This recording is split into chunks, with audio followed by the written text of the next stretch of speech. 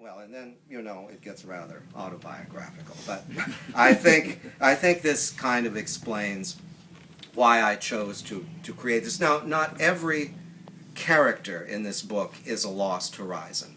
Not everyone in it failed to meet their dreams. There's chapters in here on Vincent Price, who was, by every account, a successful actor and a very happy man.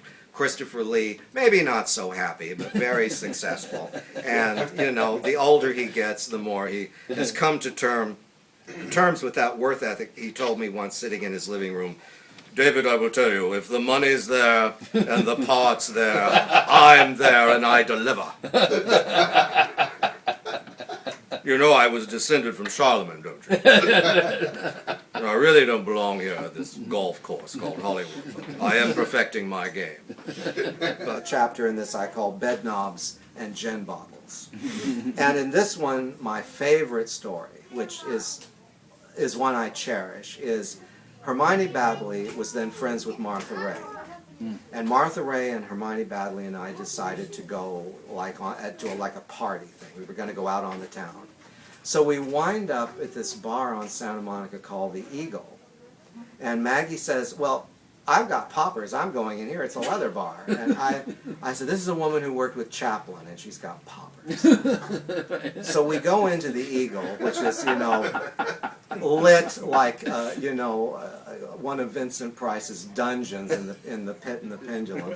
And everybody's got 7 days' growth of beard, and, you know, pants have the cheeks cut out. It's a whole scene.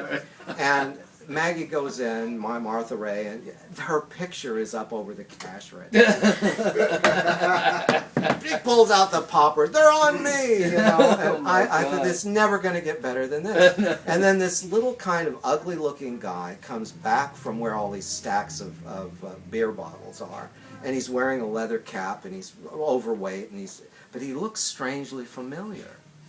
So he comes up and he looks at Hermione and he said, "Is that Martha Ray? I need to talk to her." And he walks over and he says, "You're Martha Ray. I'm a big fan of yours. I live in Munich, and when I come, I've got your movies in my home. I watch them. I think you're wonderful." And she said, "Oh, really? Are you in the business?" And he said, "Well, I make movies. My name's Rainier Fassbender." Oh my God. She said, I don't seem to know the name." He said, "Well, I might send you one of my movies." And I thought, I wonder which one he's going to send her. One with Hannah Shagula? Yes. And I walked out of there and I thought, you know, it just doesn't get any better than this. Yeah. Where else can you take Hermione Baddeley and Martha Ray and then see, you know, the enfant terrible of German cinema? Silver Lake? That's right. No, over in Silver Lake? No, the Eagle was on Santa Monica Boulevard, just a little ways down from the French Market. Mm. And I found out later that Fassbender made it his office. Can you imagine? Wow. Fassbender Productions, Eagle. Yeah, he's in the back. So I came alone, and there was Charles Heim. I said, "You hate my friends, and you've got Charles Heim here, the man who loves Errol Flynn." So, you know, I'm in this, and there in the back is Sam Jaffe and his wife Betty Ackerman, and Sam looks like, you know, it's just call a cab for Forest Lawn. You know, he's standing there like, why am I here? And Ruben Malmulian and his wife is bombed. They're standing over there, and Ruben's going, "Azealia, you are offending the name of Malmulian." And all of a sudden I said, you know what, I'm going to hang around here for a while. This is kind of fun.